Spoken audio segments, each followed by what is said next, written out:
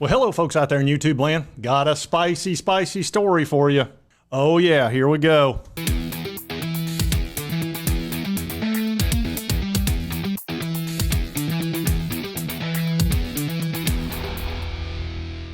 Oh, boy. Says, Billy Napier won't last the season. We got a hot take, and this warning's for real. You Florida fans, I know you're out there. Do not watch this video. If you just clicked onto it and you're about to watch it, now's the time to just walk away. Exactly. Listen to Humongous. He gives out good advice. Just walk away because it's going to upset you.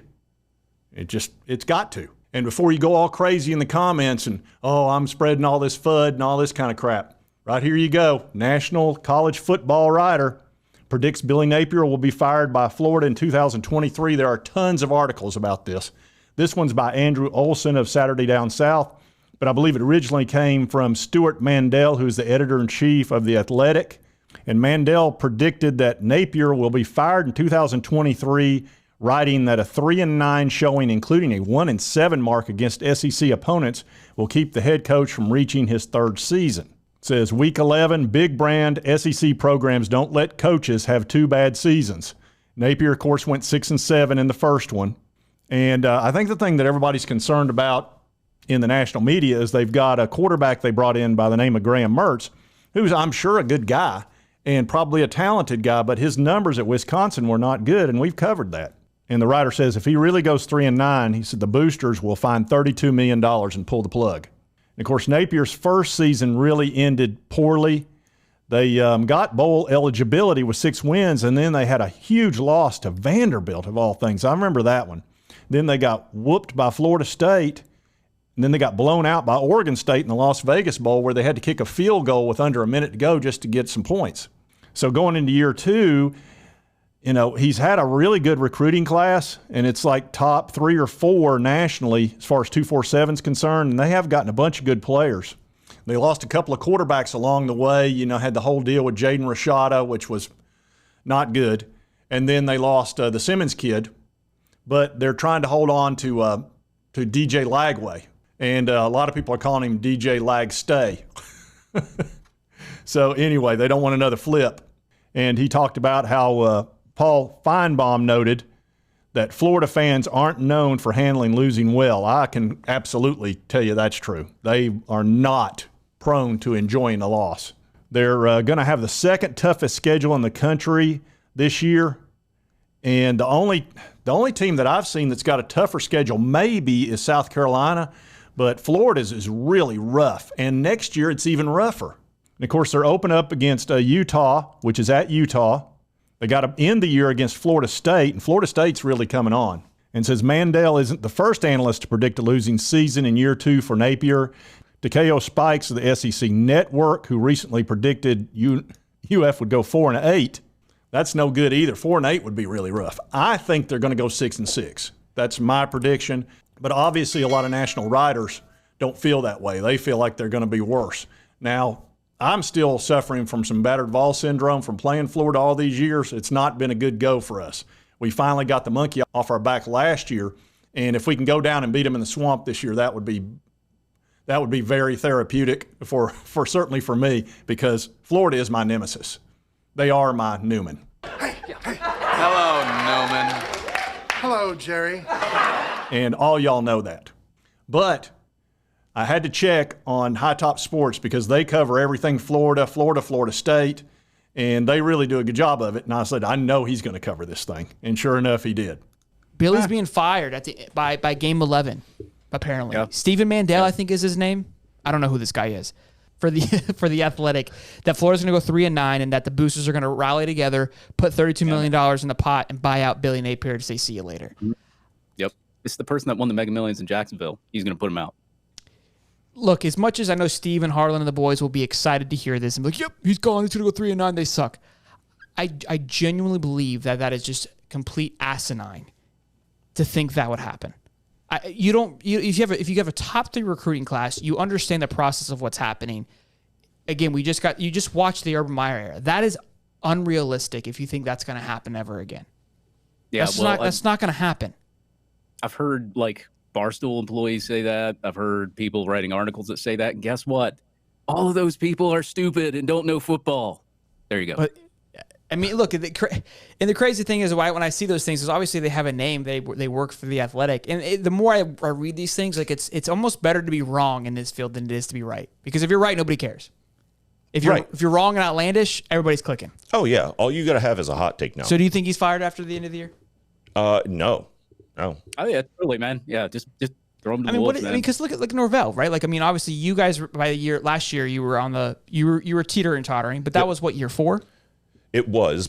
Well, technically 3. I don't think anybody counts the COVID year. Like, I mean, okay. If it's okay. So the one thing I will say for Norvell is, typically as a first year head coach, that was his first year. Yeah. So you usually get that big recruiting push. You get that momentum as that was being tough. the new guy. So he got a way out. Yeah. Because I'm sure they definitely gave him the benefit of a doubt because you're playing behind the 8 ball. So either way, but the third year, you guys, Florida State fans, are starting to get a little frustrated. You have a good year last year. You're supposed to win the whole thing this year. It takes time. And look, I'm going to take a jab here because that's just what I do. But it's being an honest jab. You're in the ACC. I think we can all agree it's not the same level of talent or team-wise. Just the quality of team from top to bottom isn't near the same. Sure. Do your top guys can compete? Sure. But top to bottom, it's just not the same. And it's taken Norvell this 3 to 4 years to get up to the Clemson level in a much easier division. You got to be patient to think that they're going to can this man after a year, after a complete turnaround already, just off the field. Off the field. Right. And look, and that's the other thing, right? I mean, it's not just about what's happening on the. Tell me the guy on the left with the Florida State shirt doesn't sound exactly like that dude that has the show Dirty Jobs. He's got the exact same voice. Anyway, let's let him continue. But obviously, you need wins in order to keep your job as a football coach. Sure. But you've also, look, culture matters. And these are the things that we talk about but don't see. How are these kids doing in school? How many of them are getting in trouble? There's more things, right? That Just winning football is what you're saying. Right. And Sure. you can typically put those things together in whether or not a coach has the right formula for success. And I'll be honest, like Willie Taggart, not the right formula for success. You could see that from the beginning if you were an FSU fan. And I think what you're seeing here. How long was he there? 3? 3 years. Okay. Yeah. And I think what I think you're 3, seeing but here 3 is a sweet spot because you can at least see if the direction. It's your people, right? It's your guys, it's your coaches, it's your recruits. You've had a couple recruiting cycles, and you didn't have recruit. I mean, you had everything was off the rails, right? Like there wasn't any point of the pressure points that were moving in the right direction. Mm-hmm. How you go from we're the highest rating recruiting class in the past decade, and you mean to tell me that if he goes 3-9, which is asinine, I believe. I mean, you can count 3 wins on there, and then everything. I mean, it's going to be a battle. Don't get it twisted. Obviously, I'm a Disney Gator, so I'm extremely optimistic in it. But to just write them off, and we'll get into that a little bit later on, is asinine. And if it does 3-9, look, people are going to be pissed. This is what's going to happen. Three wins is tough. 3 wins will be a difficult conversation to have. Sure, like that's bad. I could agree. but I could agree with but that. seven's okay. That's not even. Yeah, you're good. Oh yeah, what you got speaking of that, I remember y'all mentioned the COVID year. That's the year that like Florida State magically got COVID 1 hour before they played Clemson, before they got blown out. I remember that. See, we were doing well. You know what I mean? Like things were going. We're having a great time. We didn't get blown out. As a matter of fact, we didn't play the game. Dave, read the room, Dave. we didn't play the game. Read the room, Dave. All right, so there you go. And look, if High Top's covering it, and they cover Florida State and Florida very heavily, and if you're a Florida fan or a Florida State fan and you're not subscribed to these guys, you're missing out. They're actually – I have to do something right now. I got to do something here. I still can't believe it. They're really good. They are. And Allie Peak does a nice job too. I've featured her several times on my channel. And now she's a bit of a sunshine person. You know, she's just going to talk about the good stuff at Florida. But she does have good information, and she's very connected to Florida football. So anyway, now that I got the niceties out of the way, if they go 3-9, he'll probably get fired. I would think so. Now let's take a look at their schedule real quick. All right, so they're playing Utah, the Utah Utes. That's at Utah. I don't know if that quarterback, their starting quarterback for Utah, will play or not. They might be down to their third-string quarterback, but that's going to be a tough one because it's at Salt Lake City. Then they'll get a win. That's a win. Tennessee should beat them. They're going to be favored by a touchdown. Then Charlotte, so there's 2 wins. At Kentucky, that'll be tough. Kentucky's got that good quarterback now.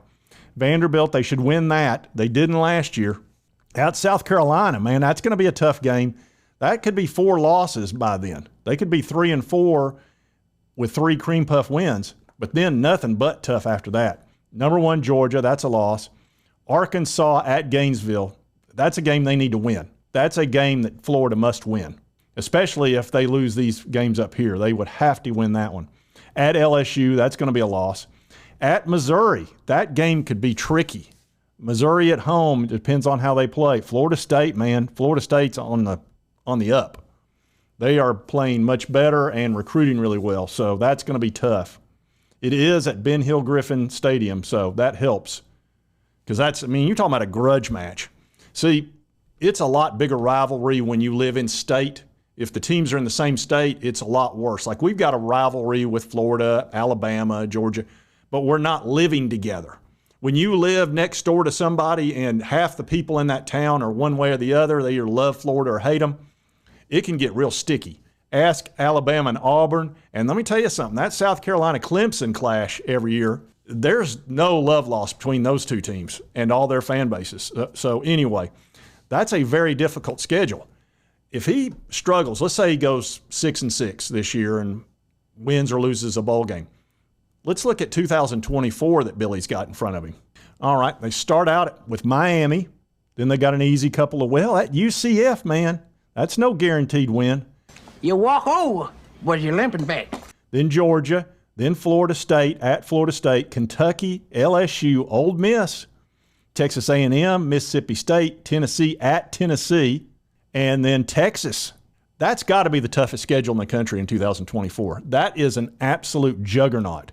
They get 1 easy win. 1. Their next so-called easy win is UCF. And Gus Malzahn will have something to say about that. I can promise you. He's already got them up in arms because didn't they join the Big 12? So they're like a Power 5 now, and they're in the middle of Florida where a lot of good recruits are. So they're going to start recruiting like crazy too and be heavy in that transfer portal. So, as a matter of fact, Gus Malzahn said there were 4 big dogs in Florida now, not 3, which would have been Miami, Florida, Florida State. Now he's saying we're right with them. And boy, that didn't go over well. They got a little upset. But I'm telling you what, that is a tough, tough schedule. That's got to be the number 1 toughest schedule in the country. And I don't say that lightly because we always play Georgia and Alabama every year. We're one of the few teams that does that, except for Auburn, and there might be 1 or 2 others that occasionally will play both of them. But we do every year. So this might be a hot take, but I'll tell you what, if that national writer is correct and they go 3-9 or 4-8, it'll be brutal. And it is possible that could happen. Now, they might play well and win 6 or 7 games, but I don't think Florida fans are going to be happy with that either. And then what if he wins 6 games this year and 6 or 7 games with that brutal schedule the next year? You think they're going to be fine? The one thing they got going for them is good recruiting. But if they're not winning, can they hold on to those really good commits? Because, they're not signed. They're just committed. So anyway, we'll be keeping an eye on this, but there's a lot of people talking about the Florida Gators, Billy Napier, and they are concerned about that quarterback position. And we'll see how it plays out. We're going to know here real soon, here in about a week, they're going to be playing Utah, and we'll get a feel for what kind of team they are. If you've not subscribed, it's on your right, my left. Just hit that little button. I would appreciate it. And right over here's the most recent video that YouTube thinks you'll love. And over half of y'all watch my videos and you don't hit the subscribe button. It doesn't cost you anything. Nothing. Not a penny. Check it out. Just hit that little button. And we'll see you next time on Sports Talk Jay.